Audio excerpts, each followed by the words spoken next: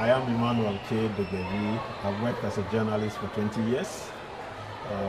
I own and manage Ghana's #1 business news website called GhanaBusinessNews.com. I also write a blog, which I do at my spare time because I'm extremely busy, which of course you have seen before. So I've been working as a journalist for 20 years now. Okay. And our main focus is of course on e-waste. How long have you been focusing on the issue of e-waste? I started writing about e-waste for the past 3 years. 3 years? Yes, 3 years. But I've been writing about the environment over the last 10, 12 years in my 20-year career. But I started focusing specifically on e-waste in 2007 when I first wrote an article for the national daily called the Daily Graphic, in which I did an educational piece informing the people about the possible dangers inherent in e-waste. That was, I think, in June 2007. That was the very first time I did. In your view, how much focus is there in the media on e-waste in Ghana? If you talk about the media generally, there is no focus at all. There have been what you might call intermittent show of interest occasionally when there is something huge. I remember the last time any media in Ghana focused on e-waste was about over a year ago. And that was after, I think, there was an international event. Somebody somewhere issued a statement about e-waste, and then one radio station picked it. And I remember because I was interviewed on that show, and since then there hasn't been any serious focus in terms of generally the Ghanaian media on the problem of e-waste. I probably am the only Ghanaian journalist who has been writing consistently about e-waste in this country. Okay, that's interesting.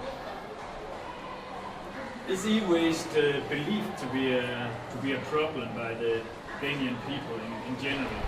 How do they perceive it? So far, my articles have opened the eyes of the people. A couple of people now know about the dangers inherent in e-waste, but there is a general lack of knowledge, to the depth of the danger that people are exposed to and the environment as well. And you'll be surprised to know that there are even government officials working in the Ministry of Environment who have no idea what e-waste is about. So that should tell you of the very limited, knowledge of the people about the dangers of e-waste. Yeah.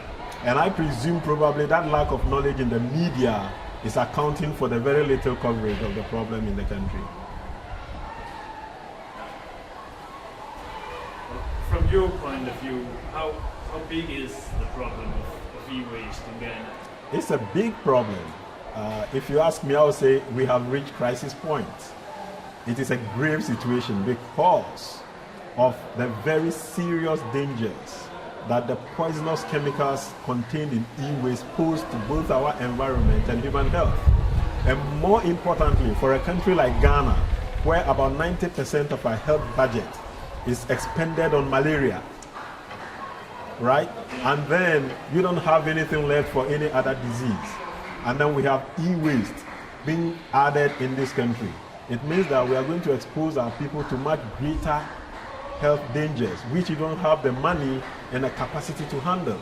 So it is a very, very serious incident and must be, tackled with the urgency it requires. In your view, what needs to be done in order to reduce or solve the problems of e-waste? A lot of things can be done, but it requires political will. Government must be involved. Civil society must be involved. The media must be involved. We need to do education. We need policy. We need laws.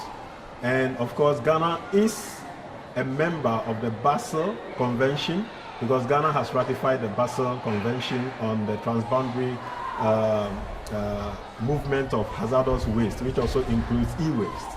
So we need a localized legislation to be able to enforce the laws to make sure we don't get people bringing e-waste into Ghana, under the pretense of supplying Ghanaians with used computers and used electronic items. But eventually they get into this country and you can't use them. So they end up being e-waste. And nobody wants e-waste in this country. I don't think Denmark wants it.